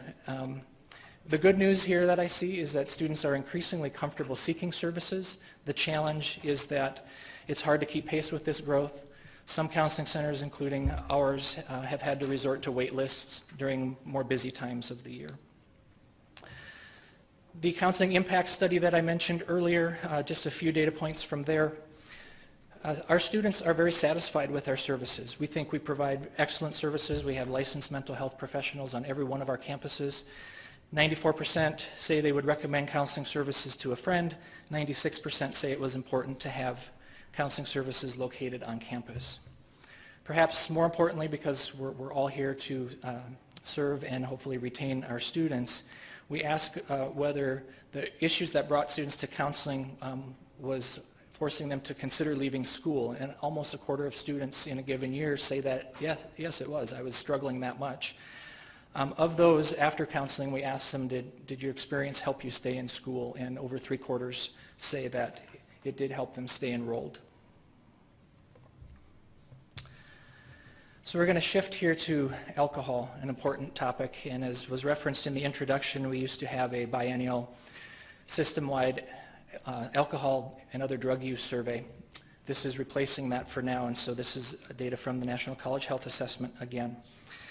This, of course, also makes headlines, especially in Wisconsin, where we are known to have higher drinking rates than national averages. Some messages that we're choosing to highlight here. Number one is that the percentage of students who choose to abstain from drinking is increasing nationally. It is also increasing amongst our UW system students. So nearly 1/3 now, if you ask them, have you consumed alcohol in the last 30 days, they will say no. So there's a growing number of students who abstain. But you notice there's still a gap from the national average, but we're closing that gap. Among students who drink, binge drinking is a really important topic to look at, because we know that negative consequences accrue at higher rates of consumption. So binge drinking is defined as 5 or more drinks in a sitting for men, 4 or more for women. And what you note here is that we've been having some positive trends, and we hope that this is due to efforts that we've made for prevention on campus, that the percentage of students who report binge drinking has gone down from 60% to 35% over the last 10 years, and we're closing the gap and more comparable now to national averages. We also know that our students' drinking behavior don't always begin in college, that students bring some of their behaviors to the campus. And so in the surveys in our previous AOD survey asked whether students drink more or drink the same or less than before coming to college, and 60% of our students reported that they were drinking the same or less, so had prior drinking experience. Negative consequences have also been declining amongst our students. This is a list of the commonly reported negative consequences due to drinking. And you see that over 50% of our students experience one or more of these. There's actually a longer list in the survey than this. The good news is that students are increasingly engaged in what we call protective behaviors, doing things that make it less likely that they experience negative consequences. So here's a list of those. And you see that almost all of our students are engaging in some form of behavior that will reduce their risk, even if they are choosing to drink. This is a change, at least from my generation, for some of you, from all of us in the room, from older generations and our current students. Students are less likely to drink and drive. They're more likely to look out for each other, which we think are positive trends. So, marijuana. This is the second most used drug amongst our college students, alcohol being the first. And if you're wondering the effect of marijuana legalization around the country, what that's had on our student use, thus far it appears to be negligible in Wisconsin. So I'll draw your attention to the column labeled reality. And what you see there is about 14% of our students report in a 30-day period that they've used marijuana. That's under the national average of 17%, and that national average is indeed creeping up. So we haven't seemed to see that effect here in Wisconsin, although there might be concern about that. The other side of this is perception. So social norms marketing, that's an effort, one of the prevention efforts to correct misperceptions about the extent to which one's peers engage in a particular behavior. This has been a successful strategy to reduce alcohol use. Students now believe in more accurate ways what their peers are doing. It used to be that they exaggerated. Everybody's drinking. Now they seem to know that no, not everybody is drinking, and some students are drinking at safer levels. But we still see quite a gap here. Students think that their peers are using marijuana to a greater degree than they are. So there's another opportunity here for us to make some headway in terms of prevention efforts. We also do see some differences here in terms of student populations that are more likely to use marijuana. This is just speculation on my part, but one of the thoughts I've had is that some of these students might be using marijuana as a way to self-medicate some of the stresses that were appearing on the previous slides. And this is the final drug use slide. So often we get asked about what other drugs are students using, and are you seeing some of the trends that get talked about in the headlines? What we're seeing most is that after alcohol and marijuana, it's illegal use of prescription drugs, primarily those that would be prescribed for ADHD, like Ritalin or Adderall, or painkillers, the opioids. Other drugs we didn't even put on this because our students will report, so things like heroin or club drugs like ecstasy that you might hear some about, it's 1% or fewer of our students who are reporting that they use those drugs, and that's been consistent over time, so we haven't seen a big spike. It's a real minority of our students that are using those drugs, but obviously it's a major concern when they do.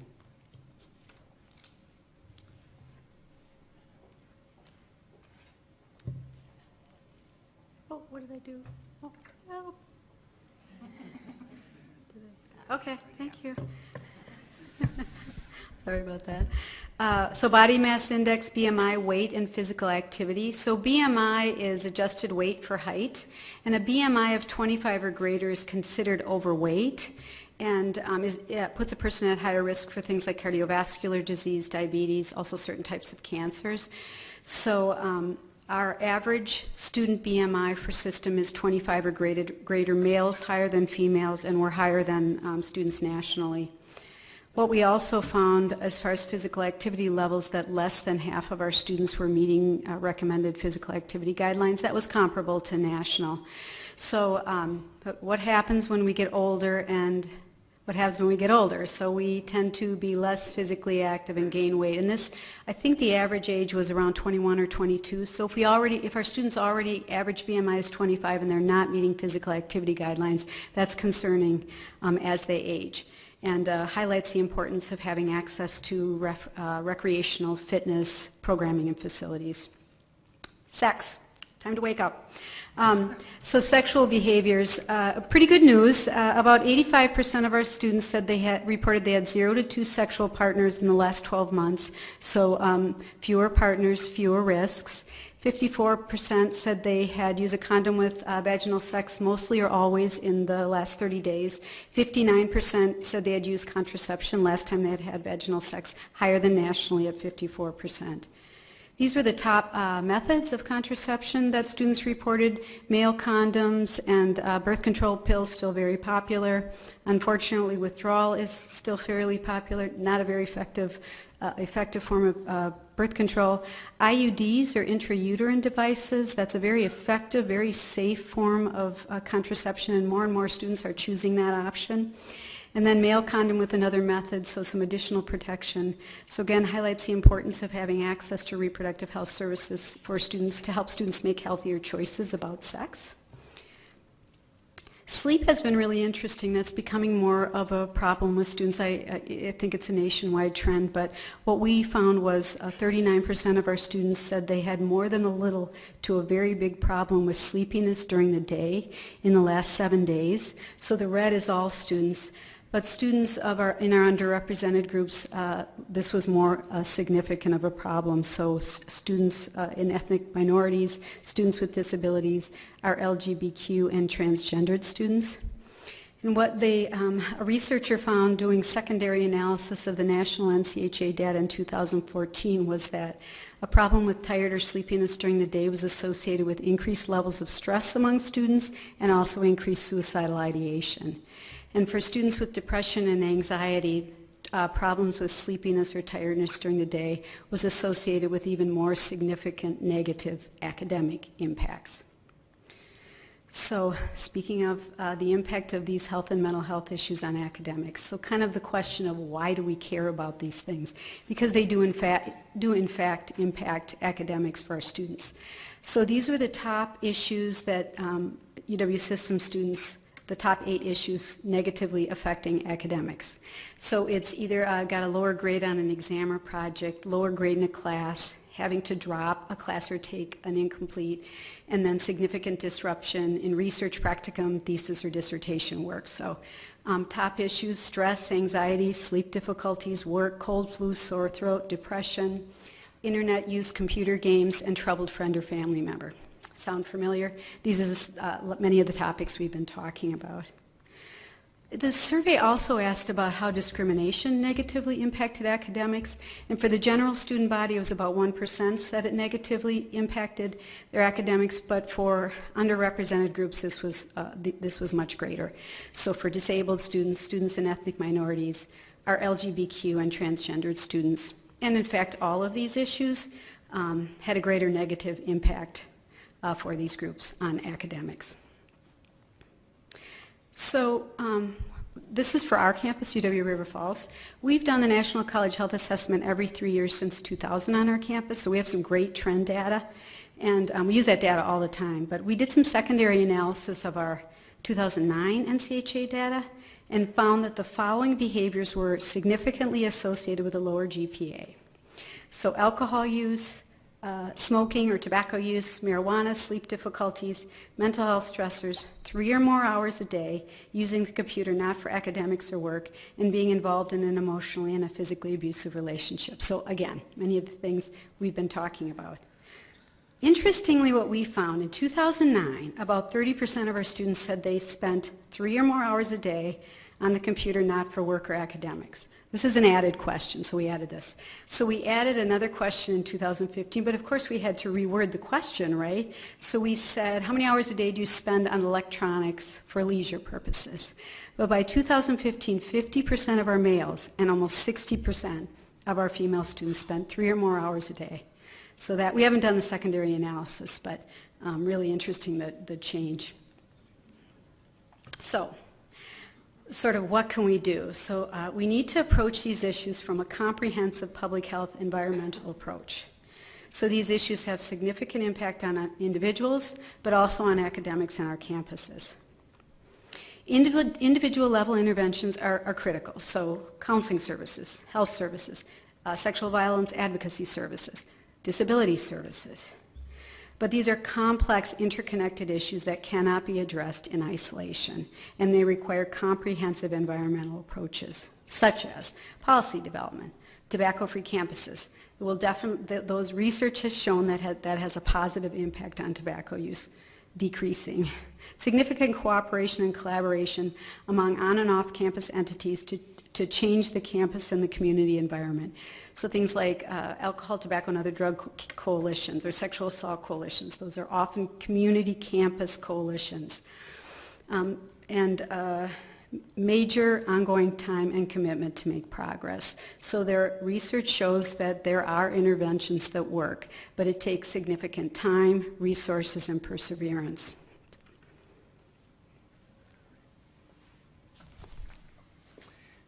So that's a lot of data to digest all at once. So I'm going to try to recap really briefly, and then it's going to be my privilege to introduce the other person who you've seen standing over here this entire time, who is a student who's going to share a personal reflection. So what do we know from this snapshot? UW System students report feeling safe on our campuses more than the national average, although there are some exceptions for a few underrepresented groups. There are more students coming to our campuses with physical and mental health issues, and these issues are more serious than in the past. Students of color, students with disabilities, LGBTQ students are disproportionately impacted by many of these factors that we've covered. We know these issues impact the academic success of our students, that they're complex and interconnected and require collaborative, comprehensive strategies for both prevention and intervention. And that we have seen some positive results, so we hope we shared some of those trends. And it's surveys like this that can help us document trends over time as well in different areas. Identifying too that our services are stretched. So in tight resource times, it's been hard to continue to meet the needs, and we've been challenged to be creative to do that. So additional resources would help to allow us to better meet those needs. So the person I'd like to introduce is Natasha Mikinen, and Natasha is a second-year master's student in school counseling at UW Stout, and we brought her along because she's going to share a real brief personal reflection on some of the things we've talked about today, how they've impacted her in her academic career. So Natasha. Hi. As John and Alice just kind of talked to you about some of the different risk factors and things that the UW system has done to help the mental and physical health of the students in the state of Wisconsin. And as John had already mentioned, my name is Natasha Mikinen. I graduated from the College of St. Scholastica in just 3 years with a BA degree in psychology, and I will graduate 1 month from today actually from UW Stout with my master's in school counseling. And so I would like to start out by asking you a simple question. What is your first impression of me? I bet you see a young, ambitious adult who's determined to reach her dream profession as a school counselor. You probably see a confident, responsible, and friendly individual. Yet I'm going to guess that when you look at me, you don't see the third grader who was told she didn't have any friends. I bet you don't see the middle schooler whose best friend on the bus was the bus driver because he was the only one that stood up to the bullies. I bet you don't see the teenager who went through all of her high school thinking that nobody liked her because she was different than everybody else. I bet you don't see the young adult in college who cried herself to sleep every night because she has such little hope that eventually things would get better. Growing up in a small city means it's not the easiest task. Growing up in a small city means that there's little to no diversity. And little to no diversity means that people are ignorant. I spent my childhood years feeling like I was a hot potato that nobody wanted. I spent my teenage years sad and depressed, and I spent my early 20s wondering where I had went wrong. As I started graduate school at UW South, I entered a stage of severe anxiety, and I was averaging only about 2 to 3 hours of sleep a night. Yet, when I laid down to sleep, my mind wouldn't stop, and I was beyond tired. It was at this time that I started advocating for myself. I reached out to others and told them that I was struggling, and it was not an easy task, as I hate asking for help. Yet I knew I couldn't do it on my own. When life takes an unexpected turn for the worse, you go to those who you can trust. So first, I turned toward my faith. I found myself in constant prayer asking God for help. Next, I turned toward the counseling center at UW Stout. Although my faith is the most important thing to me, I knew that I needed more. I needed the help from trained professionals. I needed someone to talk to and listen to me, and I wanted to understand why I was feeling the way that I did.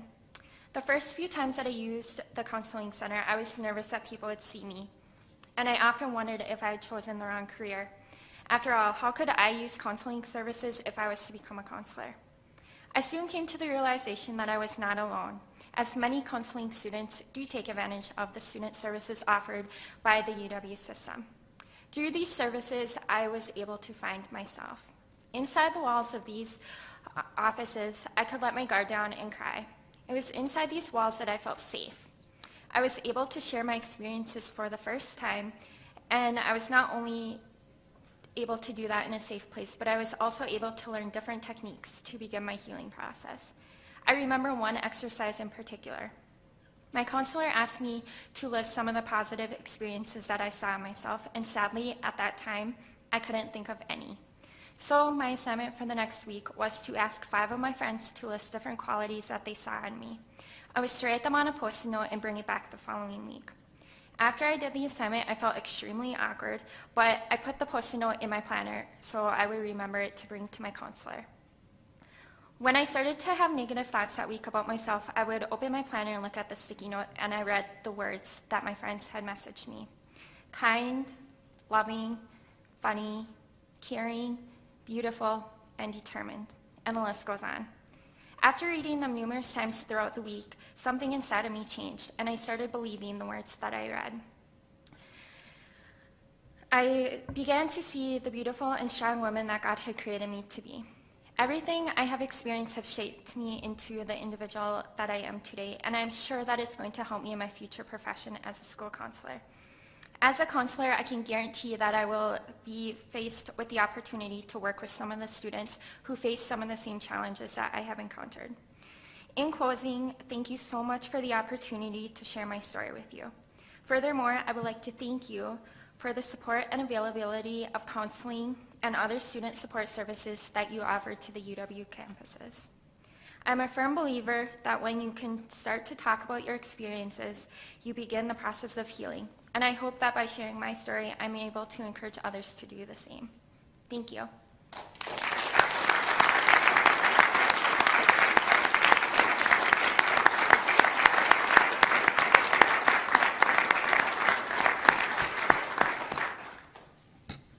Maybe you should have started with her. So I'm not the timekeeper. We are available for questions if there is time for questions. We want to thank you very much, and we do have some time for questions. I've got one, but first I'd like to ask my colleagues. Do you have questions for the presenters? Regent Farrell. Thank you. I just have a detailed question. Initially, early on, you mentioned the lack of health care that the students have. And I guess I'm puzzled by that, because Wisconsin historically has always had more health care, more people insured for health care than almost any other state, and we continue to be that even over the new situation in these last 6 years. The other thing is, though, that with the 6-year change, or in the last 6 years, the adults stay under their parents' plan, if there is a family plan, until they're 26. Now, are you finding students whose families don't have that, or what is the situation? Oh, absolutely.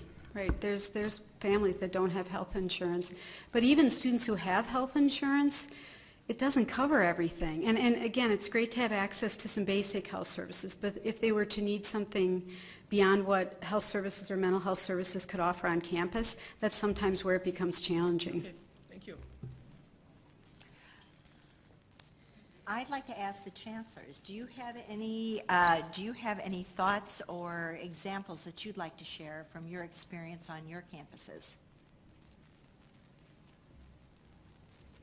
Now you're thinking. While you're thinking, I have a question to ask. You talked about the 31% that were abstaining from alcohol.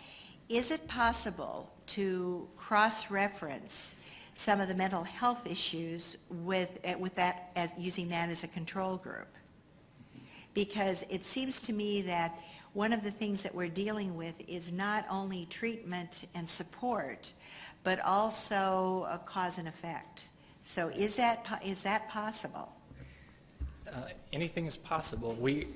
And we would like to ask a number of other questions of this data too. I mean, this is a goldmine of information, and actually would call on faculty researchers who might be interested, because we have the data set now for UW system at our Applied Research Center at Stout. We're not researchers right now, and our daily activities don't allow us the time to put into that, but it's lists of questions like that. We know that alcohol will impact many of these things, so looking at some of those connections would be really important. One of the things Alice mentioned that wasn't presented in a picture was some secondary analysis that other researchers have done on sleep related to mental health and other factors. So yeah, it would be great to be able to do that. We just need the time and the people who can put their skill toward that. And it appears this is a very serious problem and something that we need to deal with. And both the issue of support but also cause and effect are two ways we can approach it.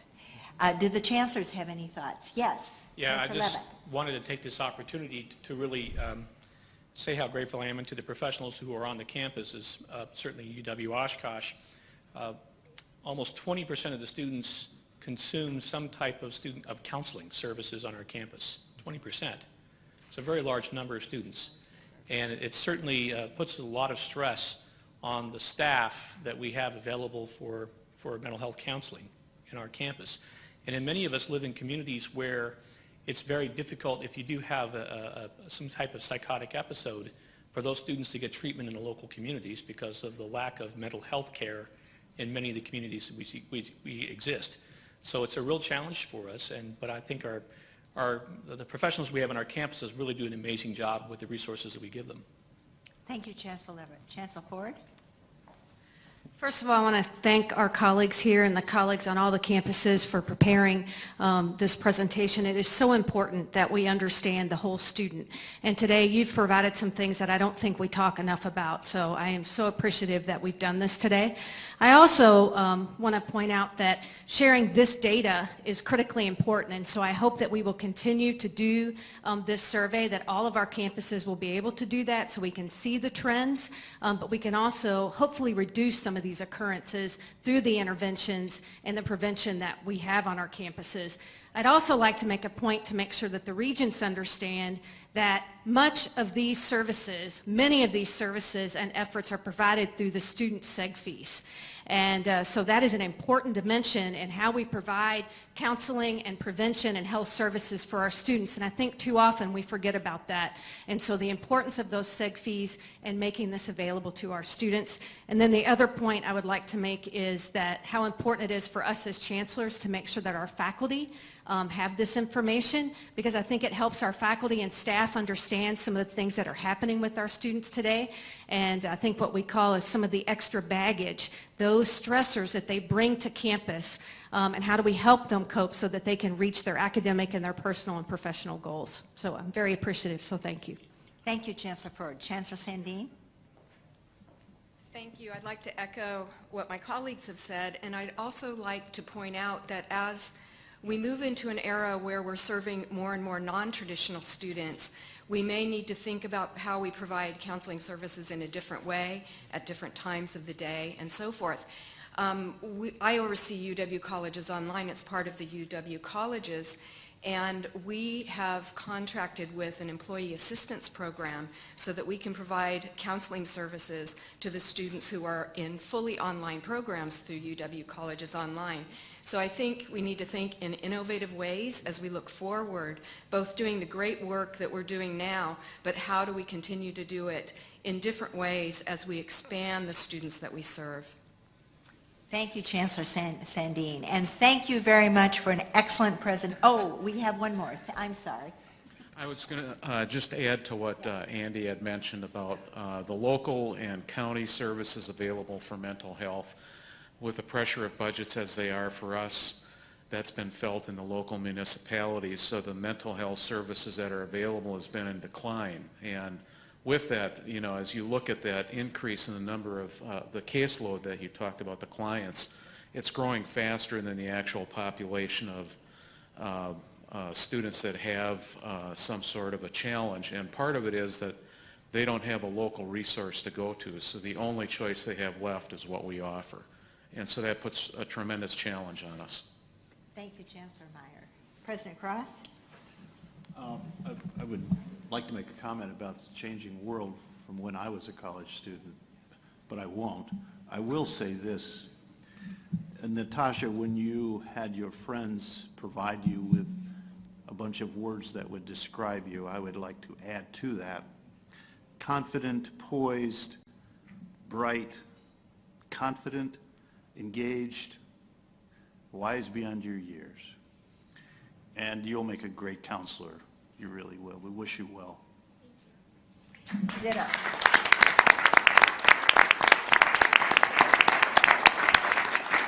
Thank you so much. Now, we're going to